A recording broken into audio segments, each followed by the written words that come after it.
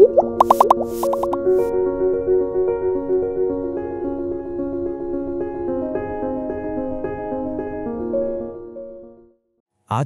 Solar power বা সৌরশক্তির সবচেয়ে বড় চ্যালেঞ্জটা কি বলুন তো? এর আনপ্রেডিক্টেবল বা অপ্রত্যাশিত স্বভাব। মানে কখন যে হুট করে সূর্য মেঘের আড়ালে চলে যাবে তা যদি আগে থেকে বোঝা না যায়, তাহলে পুরো পাওয়ার গ্রিড কিন্তু সমস্যায় পড়ে যেতে পারে। আজ আমরা দেখব কিভাবে আর্টিফিশিয়াল ইন্টেলিজেন্স মানে এআই এই বিশাল সমস্যাটার একটা সমাধান বের করে ফেলছে। কখনো কি ভেবে দেখেছেন যে আকাশের এক টুকরো মেঘ, হ্যাঁ সামান্য এক টুকরো মেঘ, একটা গোটা শহরের পাওয়ার সাপ্লাই বিপর্যস্ত করে দিতে পারে? অবিশ্বাস্য মনে হচ্ছে, তাই না? কিন্তু অবিশ্বাস্য হলেও সোলার পাওয়ারের জগতে এইটাই কিন্তু সত্যি।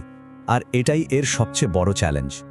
একে বলা হয় স্টেবিলিটি প্রবলেম বা স্থিতিশীলতার সমস্যা।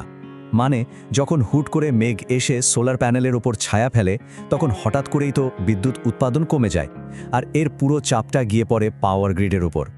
তো চলুন আজ এই ব্যাপারটা একটু গভীরে গিয়ে দেখি, কেন এই সূর্যের মতিগতি বোঝা এত কঠিন, আর বিজ্ঞানীরাই বা এর সমাধানে কি যুগান্তকারী কাজ করছেন।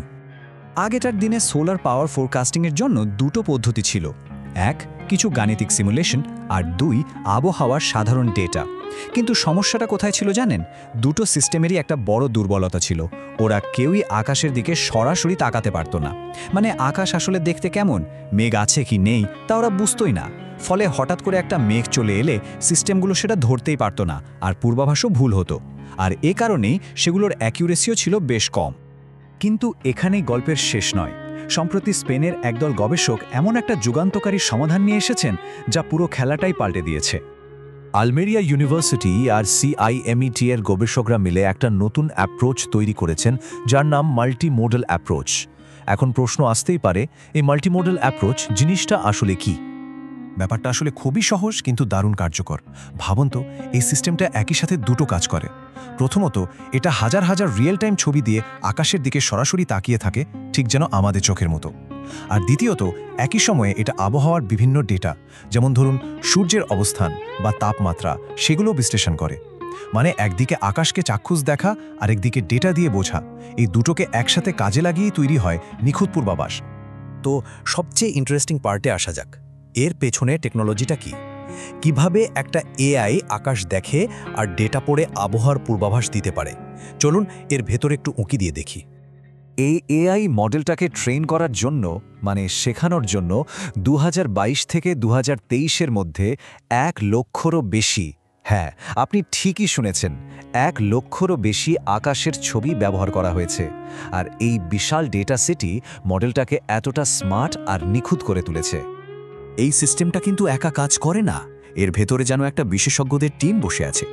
যেমন কিছু এআই মডেল আছে, যেমন ধরুন এফিশিয়েন্ট নেট, রেসনেট, যারা ছবির মধ্যে মেঘের ধরন বিশ্লেষণ করে, ঠিক একজন অভিজ্ঞ আবহাওয়াবিদের মতো।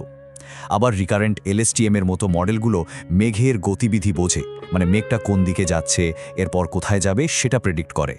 আর একটা মডেল যেমন নার্কস শুধু সংখ্যা বা ডেটা নিয়ে কাজ করে, যেমন সময় বা সূর্যের অবস্থান।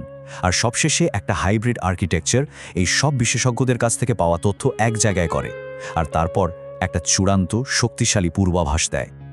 এখানে রিকারেন্ট এলএসটিএম নেটওয়ার্কের কথাটা আলাদা করে বলতেই হয়। এটা এমন এক ধরনের এআই যা সময়ের সাথে সাথে ঘটে চলা ঘটনার প্যাটার্ন বুঝতে পারে।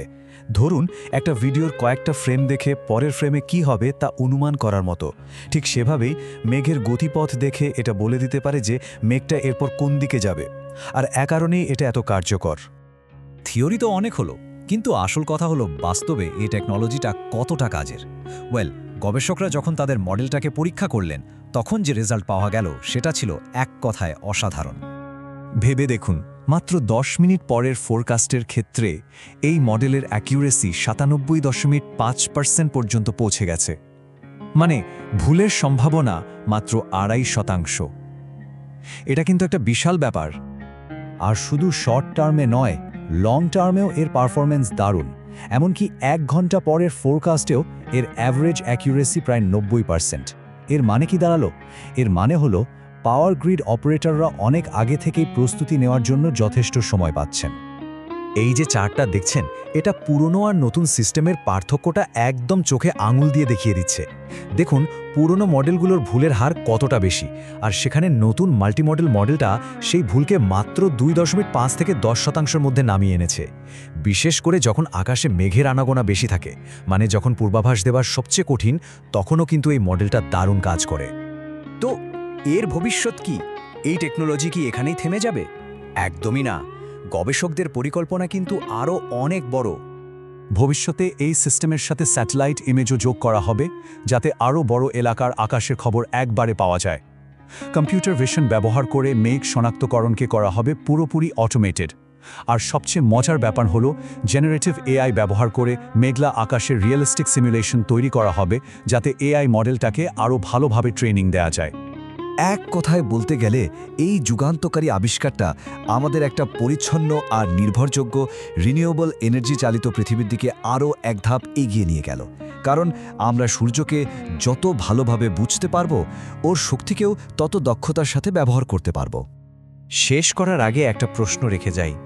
এআই যদি এমন অপ্রত্যাশিত জিনিসও এত নিখুঁতভাবে অনুমান করতে পারে, তাহলে ভাবুন তো ভবিষ্যতে আরও কত বড় বড় গ্লোবাল চ্যালেঞ্জ আমরা এর সাহায্যে সমাধান করতে পারব।